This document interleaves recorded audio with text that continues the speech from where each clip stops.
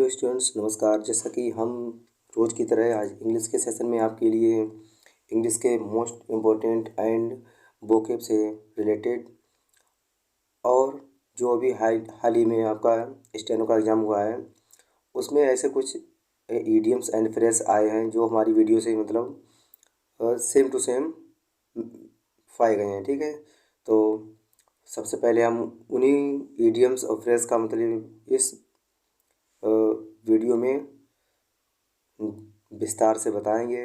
और भी जो आपका हाल ही में मतलब सीजीएल का एग्ज़ाम भी होने वाला है।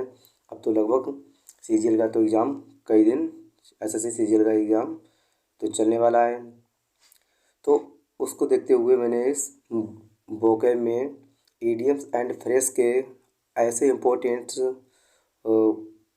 वर्ड्स और एवं क्वेश्चन लेके आए हैं जो आपके एग्ज़ाम में काफ़ी ज़्यादा महत्वपूर्ण होने वाले हैं। ठीक है, चलिए देखते हैं। अब हम स्क्रीन पर क्वेश्चन नंबर हमारा फर्स्ट लिखते हैं जो भी आया था स्टेनो एग्ज़ाम में। ठीक है, स्टेनो एग्ज़ाम में आया हुआ है बिल्कुल अभी हाल ही में। क्वेश्चन नंबर हमारा फर्स्ट देखिए, यहाँ पे लिखेंगे इसका ईडियम्स और फ्रेज। इस वीडियो में ओनली ईडियम एंड फ्रेज की वीडियो कंप्लीट मिलेगी यहाँ पे। ठीक है, देखिए यहाँ पे लिखा है बाई लीव एंड बाउंड। ठीक है,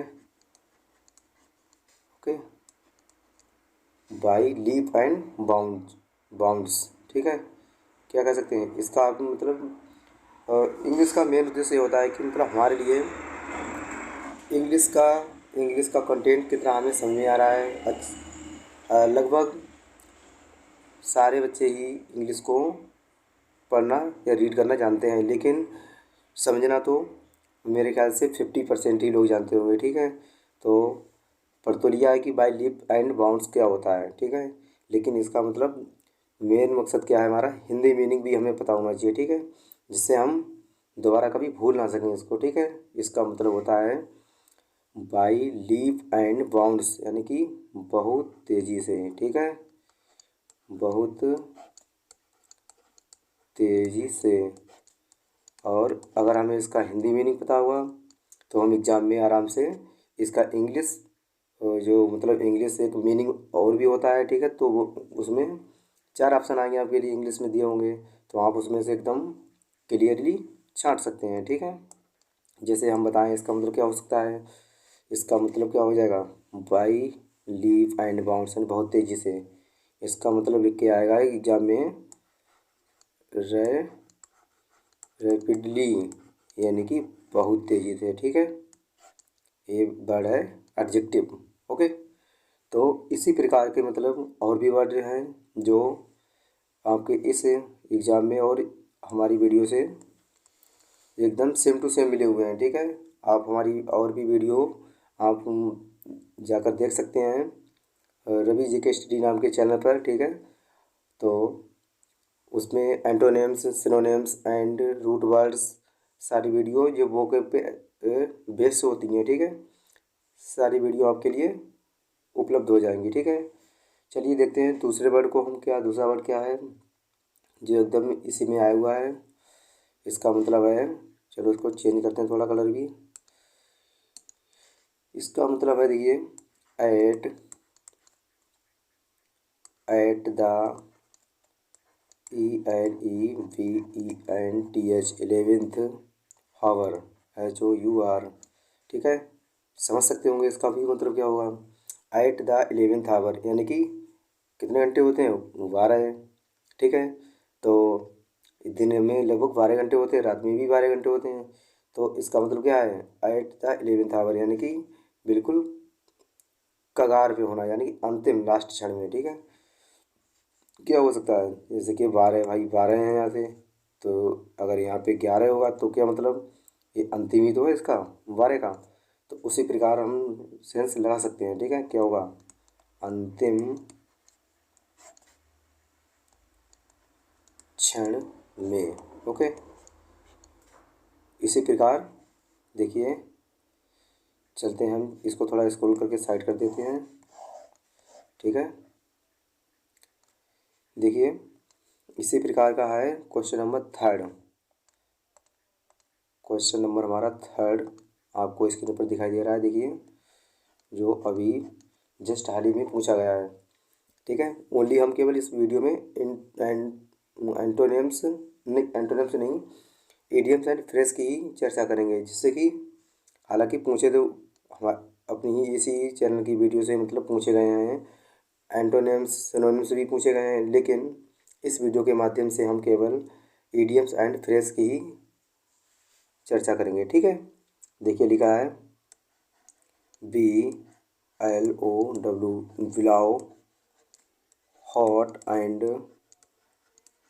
कोल्ड COLD। ठीक है, अब देखिए जैसे ये मान लीजिए इधर से थोड़ा, ठीक है, इधर ये मान लीजिए जैसे कि कोई व्यक्ति है यहाँ पे बीच में। ठीक है, कोई किसी को भी बना सकते हैं हम, ठीक है, चिड़िया या कोई भी चीज़ है। इधर क्या है, ये हॉट वाटर है। ठीक है, और इधर क्या है, ये कोल्ड वाटर है। अब इसके लिए क्या हुआ है, यानी कि क्या हुआ है इसके लिए, मध्यस्थता की स्थिति हो गई है। ठीक है, यानी कि इसको तो बिल्कुल दोनों तरफ से नुकसान है, क्या हो जाएगा इसका मतलब, तो मध्य स्थिति में होना। ठीक है, मध्य स्थिति। ठीक है, थोड़ा सा इसको इरेज करते हैं यहाँ पे, मध्य स्थिति में होना या मध्यस्थता होना। ठीक है, या मतलब मीडियम की सिचुएशन में होना। ठीक है, चलो बैलेंसिंग मतलब जो भी है, चलिए देखते हैं, इसको थोड़ा इरेज कर देते हैं, ये इस कोई काम का भी नहीं है वो। ठीक है, हालांकि ये इंग्लिश की क्लास है, लेकिन हम मैथ की तरह समझा देते हैं कभी कभी, मतलब जिससे हमारे भी समझ में आ जाए आराम से। ओके, क्वेश्चन नंबर देखिए 4। अब देखिए 4 क्वेश्चन अब हम लेके आ रहे हैं अपनी तरफ से, जो हमारा कंटेंट है। ठीक है, यहाँ पे देखिए ए ब्लू आइड बॉय। ठीक है, देखिए लिखा है, क्या लिखा है, ए ब्लू आइड बॉय। ओके, ए ब्लू आइड बॉय, क्या मतलब हुआ इसका, यानी कि किसी लड़के या बॉय की मतलब आंखें किसकी तरह होनी चाहिए, नीली नीली होना चाहिए। ठीक है, तो इसका मतलब हम क्या कर सकते हैं, यानी कि बहुत कुछ, जैसे किसी की आँख मान लीजिए ऐसे बना देते हैं ऐसे। ठीक है, तो अगर ये किसी की आँख है तो यहाँ पे क्या नीली नीली बना दीजिए। ठीक है, तो ब्लू तो क्या हो जाएगा यहाँ पे, यानी कि बहुत प्यारा होना। ठीक है, देखिए बहुत प्यारा होना, बहुत प्यारा होना, या कह सकते हैं आंखों का तारा होना। ठीक है, हिंदी में ये भी है ना, हिंदी का ही ये मतलब है बना हुआ। ठीक है, आंखों का तारा होना। ठीक है ना, हिंदी में भी आपने ये पढ़ा होगा ये रूल। ठीक है, इडियम्स उसी पे एकदम बेस है ये भी। ठीक है, देखिए 5 वाला क्या है, 5 में लेके आते हैं यहाँ पे, थोड़ा इसको थोड़ा ऊपर करते हैं। 5 क्या है हमारा, ए वोल्ट फ्रॉम द ब्लू। ठीक है, ए वोल्ट फ्रॉम द ब्लू। ठीक है, ए वोल्ट फ्रॉम द ब्लू, इसका मतलब क्या हुआ, देखिए यहाँ पे, यानी कि क्या हो जाएगा इसका मतलब, एक बोल्ट, बोल्ट मतलब यानी कि जैसे हम समझ सकते हैं, बोल्ट तो बोल्ट ही होता है, जैसे नट, नट बोल्ट जैसे जानते हैं वही सेम होता है। फ्रॉम माने से, एक बोल्ट अगर ब्लू मिस, इसका मतलब क्या हुआ है, ब्लू मिस आकाश, आकाश से गिरा। ठीक है, अगर कोई चीज़ अचानक आसमान से गिर जाए या मतलब बोल्ट गिरेगी तो मतलब इसका क्या हुआ है, यानी कि देखिए आकस्मिक, आकस्मिक घटना। ओके, या स्थिति, है ना। जैसे अचानक ए बोल्ट फ्रॉम द ब्लू, यानी अचानक से मतलब कि किसी टाइम मतलब ओले पड़ने लगते हैं, ठीक है। तो वहीं पे हम इस ईडियम को इस्तेमाल कर सकते हैं, ए बोल्ट फ्रॉम द ब्लू, ठीक है। ओके, देखिए नंबर 6 है। एकदम सिंपल तरीके से हम आपको तैयार करवाएंगे, ठीक है। अगर एक बार आपने इस वीडियो को देख लिया ध्यान से एकदम, तो बिल्कुल कभी भूल नहीं सकते हैं, ये हमारा प्रॉमिस है, ठीक है। तो देखिए इस प्रकार हम लेते हैं नए इडियम्स को। लिखा है ए बोन ऑफ कंटेंशन। देखिए आपने इससे पहले पढ़ा होगा शायद, मेरे ख्याल से तो शायद सभी बच्चों ने पढ़ा होगा। ये इंटर की क्लास में बहुत ही ज़्यादा पूछा जाने वाला वर्ड है। ए बोन ऑफ कंटेंशन,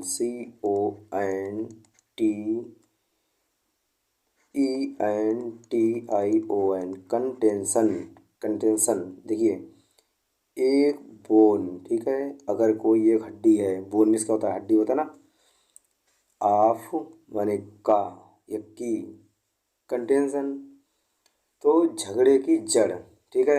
यानी कंटेंशन माने झगड़ा हो जाता है, तो क्या हो जाएगा इसका मतलब, ठीक है। देखिए अब हम बता रहे हैं आपके लिए, इसका मतलब ही होता है झगड़े की जड़, ठीक है।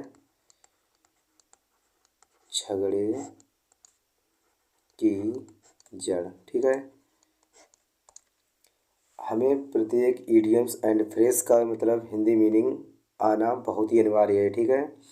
और तभी हम उसका मतलब जो इंग्लिश का मीनिंग जो होता है, हम एग्ज़ाम में एकदम करेक्ट लगा सकते हैं, ठीक है। क्योंकि जब हमें हिंदी उसकी पता होगी तो हम इंग्लिश में उसको आराम से गेस कर सकते हैं, ठीक है। देखिए क्वेश्चन नंबर 7, ठीक है। क्वेश्चन 7 हमारा यहाँ पे देखिए झगड़े की जड़ हो गया। जैसे कि अगर एक एक जैसे हम पे डॉग मान लीजिए, ठीक है। अगर ये कोई डॉग होता है, देखा होगा आपने शायद अपने, और मतलब अगल बगल देखना कभी, डॉग तो मतलब ज़्यादातर हड्डी वड्डी खाते रहते हैं, ठीक है। तो अगर वो एक हड्डी अगर कोई डॉग एक ले आता है, तो और भी डॉग उसके पास आ जाते हैं, ठीक है।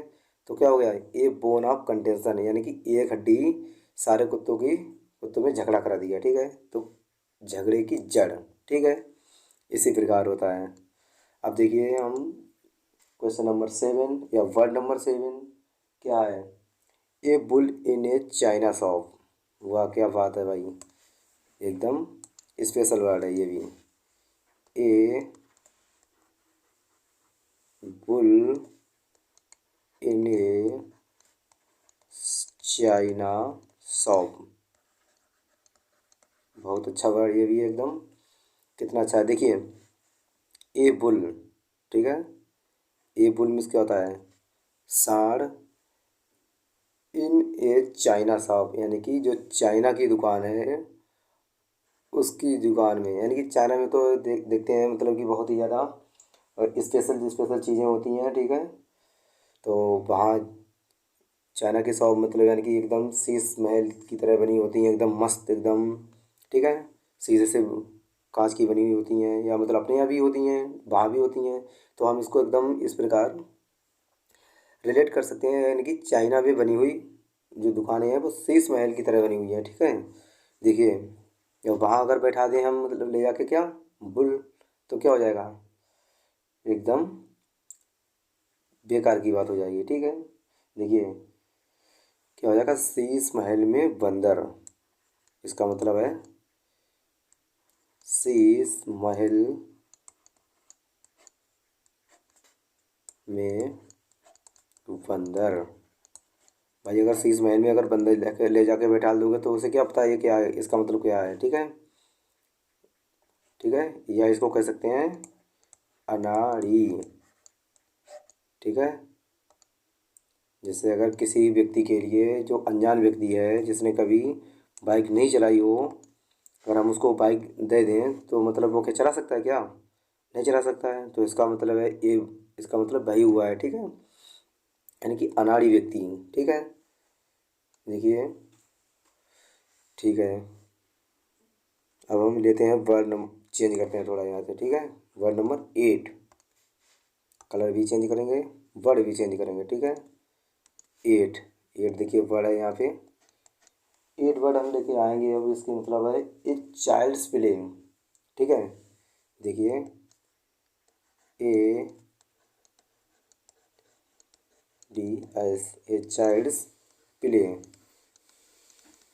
ठीक है।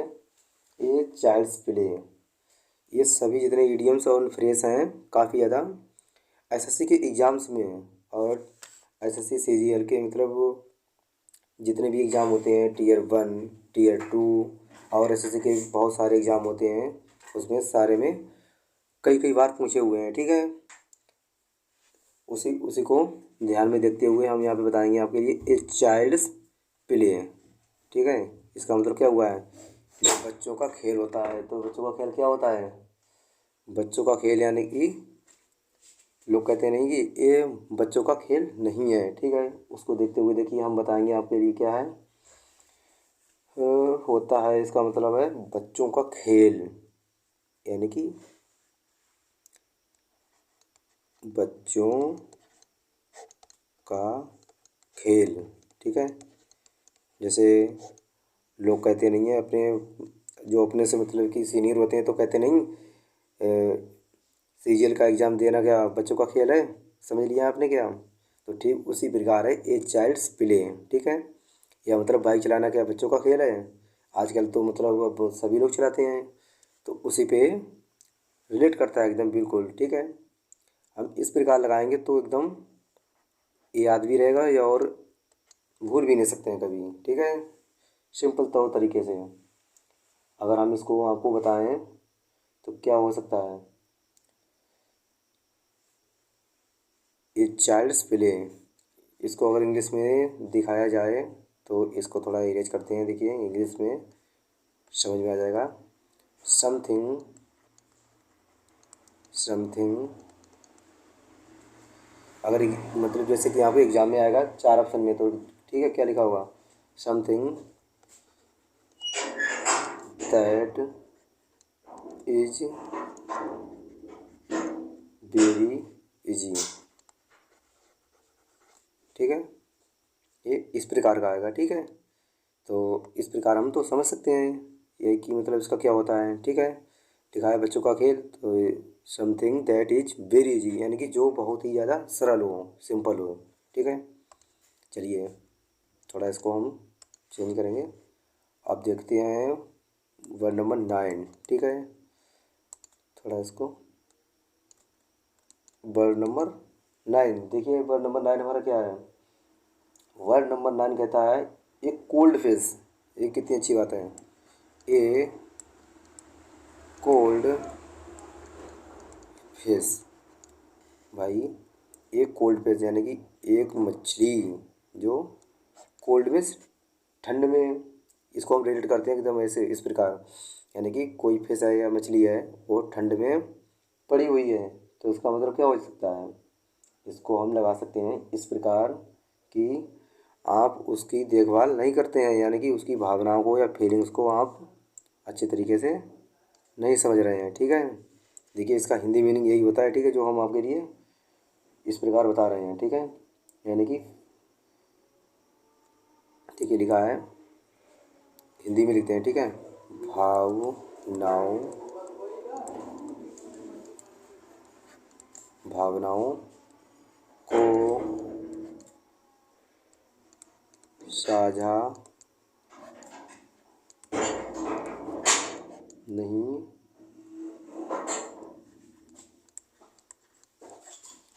करने वाला आदमी,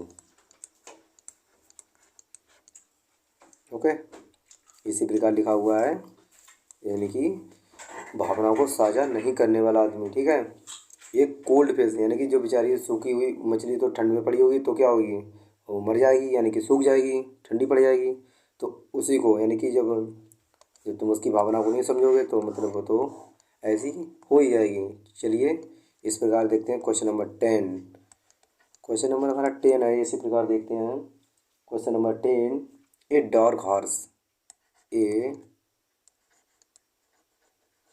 डार्क हॉर्स, HORSE हॉर्स, ठीक है। ए डार्क हॉर्स, यहाँ पे क्या हो सकता है, यानी कि अब समझ सकते हैं डार्क हॉर्स यानी कि डार्क मिस क्या होता है, अंधेरा, यानी कि जहाँ पे अंधेरा हो, या मतलब कि जहाँ पे समझने की स्थिति बनी हुई ना हो, ठीक है, क्या होता है था। देखिए देखिए हिंदी में इसको बताते हैं, अप्रत्याशित व्यक्ति, ठीक है, अप्रत्याशित व्यक्ति, ठीक है, ये अप्रत्याशित विजेता है, यहाँ पे थोड़ा यहाँ सॉरी मिस्टेक हो रहा है, अप्रत्याशित व्यक्ति या विजेता एक ही चीज़ हो जाएगी, वो तो विजेता, ठीक है। तो उस प्रकार यहाँ पे दिखाया गया है, ठीक है, रिलेट किया गया है ए डार्क हॉर्स, यानी कि जो व्यक्ति मतलब डार्क हॉर्स ये किसी व्यक्ति के लिए इस्तेमाल किया गया है, ठीक है। देखते हैं यहाँ पे 11 11 क्या कहता है, 11 है यहाँ पे ए डाइम ए डोजन, देखिए ए टाइम ए डोजन, ए टाइम ए डोजन, इसका मतलब क्या हो जाएगा, ए टाइम ए डोजन, डोजन मिस क्या होता है, दर्जन, देखिए यहाँ पे लिखा है डोजन मिस दर्जन, ठीक है। ए डाइम यानी कोई चीज़ है जो दर्जन में बिक रही है, ठीक है, दर्जनों में बिक रही है, तो इसका मतलब क्या है, अगर सस्ती होगी तभी दर्जन में बिकेगी, ठीक है।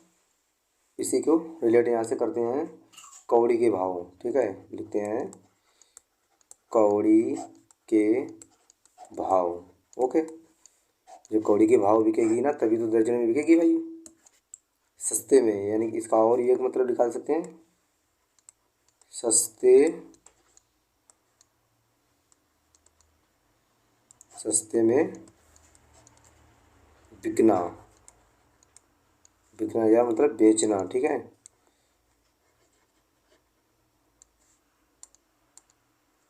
बेचना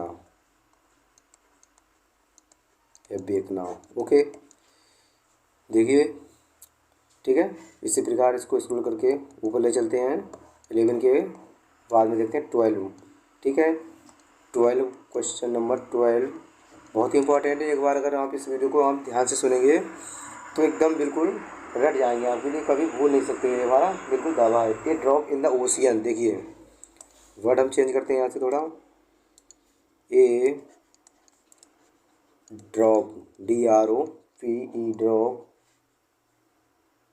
इसको ई नहीं लगाते हैं यहाँ पे, a drop in the ocean, OCEAN ocean, आप समझ सकते हैं इसको भी एकदम सेंस लगा के समझ सकते हैं, यानी कि एक बूंद अगर हम इस जैसे इस प्रकार देखते हैं, यहाँ पे ये सारा क्या है, ओशियन, ठीक है, इसको हम इस प्रकार बना सकते हैं, ये ओशियन है, ठीक है, अगर इसमें एक बूंद अगर ऊपर से इस प्रकार गिरे, देखिए इस प्रकार अगर एक बूंद इसमें गिरेगी तो इसमें क्या मतलब होगा, क्या हो सकता है इसका, ए ड्रॉप इन द ओशियन, अब देखिए उसी प्रकार है जैसे आपने हिंदी में भी इसको पढ़ा हुआ, ठीक है, बिल्कुल सेम एकदम उसी से रिलेट करना है, अगर इंग्लिश में हिंदी में अगर याद याद होगा तो इंग्लिश में भी याद हो जाएगा, क्या होता है इसका मतलब, ऊँट के मुंह में जीरा, है ना भाई, ये तो ऊँट हो गया, ऊँट के समान इतना बड़ा ये सारा जितना भी है ये, ठीक है, ये ऊँट हो गया है, और ये जीरे के समान जो बनाई गई है बूंद एक, ठीक है, तो ये वही हो गया ऊँट के मुंह में जीरा, ए ड्रॉप इन द ओशियन, बहुत ही सिंपल है ये, तो आपने शायद इससे पहले भी पढ़ा होगा, ठीक है, और इसको अब हम सिंपल तरीके से, मतलब इंग्लिश में तो नहीं पढ़ा होगा लेकिन हिंदी में तो आपने कई कई बार पढ़े होंगे, लेकिन इंग्लिश में भी आपको पढ़ना पड़ेगा, स्टेनो में भी आता है, आया हुआ है और आता भी है, ठीक है, और जो इस समय लगा हुआ हाई कोर्ट का ये भी एग्ज़ाम है आपके जस्ट करीब 8 या 10 दिन के बाद में लगा हुआ है, उसमें भी बहुत ही इंपॉर्टेंट ये मतलब वर्ड्स दिखाई देंगे आपके लिए, ओके। 13 देखिए यहाँ पे लिखा है 13 13 वर्ड क्या है यहाँ पे, 13 वर्ड हम आपको दिखा रहे हैं।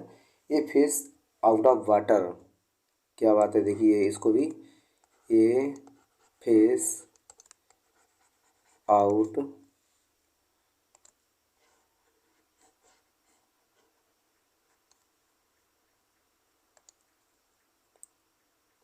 Out of water.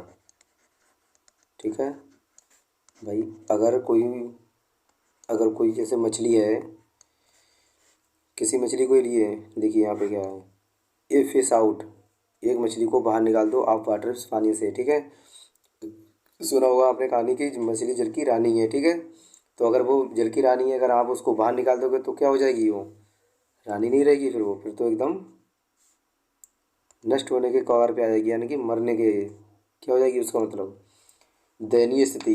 ठीक है, कह सकते हैं हम इसको दयनीय स्थिति, या कह सकते हैं असहज स्थिति। ठीक है, जो उससे सहज ना हो, असहज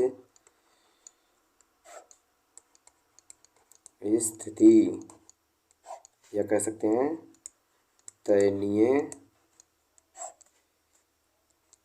स्थिति। ओके, ठीक है, इसको इंग्लिश में भी अगर बताएं तो बता दें। देखिए, इसका मतलब होता है अनकंफर्टेबल सिचुएशन या पोजीशन।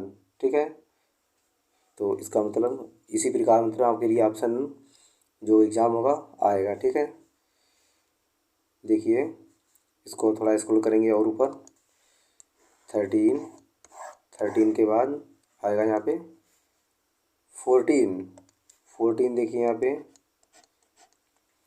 14 हम आपको यही बता रहे हैं, एक गोल्डन मीन। देखिए ये भी इम्पोर्टेंट है, a golden mean, MEAN।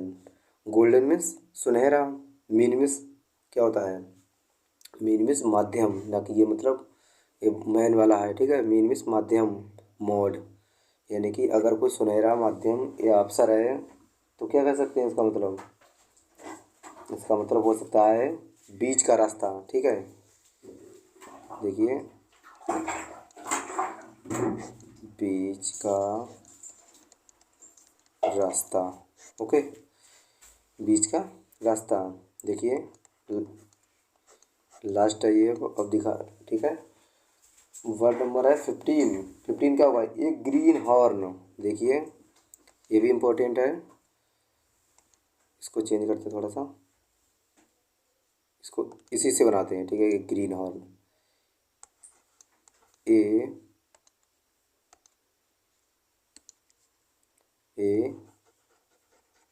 Green horn. ठीक है, इसका मतलब तो समझ रहे होगे, एक ग्रीन हॉर्न। ठीक है, इसका मतलब होता है, देखिए बताएं हिंदी में, इसका मतलब होता है अनुभवहीन व्यक्ति। देखिए अनुभवहीन व्यक्ति। ठीक है, यानी कि जिस व्यक्ति की, इस प्रकार लगाइए, यानी कि एक ग्रीन माने हरे पत्ते, या मतलब कि ये हरे हरे या नए नए, और में सींग जमे हुए हैं, निकले हों। ठीक है, जैसे एक गाय का आप ले लीजिए, जो काल्फ होता है, बछड़ा होता है, तो उसके सींग एकदम नए नए निकलते हैं, तो क्या होता है, वो एकदम अनुभवहीन होता है, उसके लिए अनुभव नहीं होता है बिल्कुल। ठीक है, तो उसी प्रकार इसको हम रिलेट करते हैं अनुभवहीन व्यक्ति। ठीक है, या कहते हैं, देखिए इंग्लिश में भी अगर बताना चाहें तो बता सकते हैं इसको, एन इनएक्सपीरियंस्ड मैन। देखिए an in ex p PERIENCED experienced man. ठीक है, इस प्रकार को आपके लिए एग्ज़ाम में आपके लिए ऑप्शन के थ्रू मिलेगा। ओके, तो आपको इसी प्रकार आपको देखना है, यानी कि अब तो लगा सकते हैं ना, अनुभवहीन व्यक्ति, और कोई अनुभवहीन व्यक्ति है तो क्या हो जाएगा, अगर एक्सपीरियंस है उसके लिए तो एक्सपीरियंसड मैन हो जाएगा, अगर अनुभवहीन व्यक्ति है तो इन एक्सपीरियंसड मैन हो जाएगा। ठीक है, तो इस प्रकार मतलब हम आपके लिए important idioms and phrase separate video में लेके आते रहेंगे, और आपकी हम जो वोकैब है एकदम बेहद देखते ही देखते आपकी वोकैब मजबूत हो जाएगी, ठीक है। और अगर आपको किसी भी इंग्लिश का एग्ज़ाम देना है तो आपके लिए वोकैब को एकदम, जैसे कहते नहीं है, एकदम रट्टा मार जाना है, एकदम आपको रटना ही पड़ेगा। ओके, तो देखिए और इसको मतलब जो अगर आपके ये मतलब हमारा कंटेंट जो भी है समझ में आ रहा है या मतलब आपको पसंद आ रहा है, तो अपने दोस्तों के लिए, फ्रेंड्स के लिए, अपने भाई बहनों के लिए जो इस समय स्टडी कर रहे हैं उनके लिए आप शेयर कर सकते हैं। Okay, thank you, bye bye, take care, मस्त रहिए, एकदम खुश रहिए। ओके।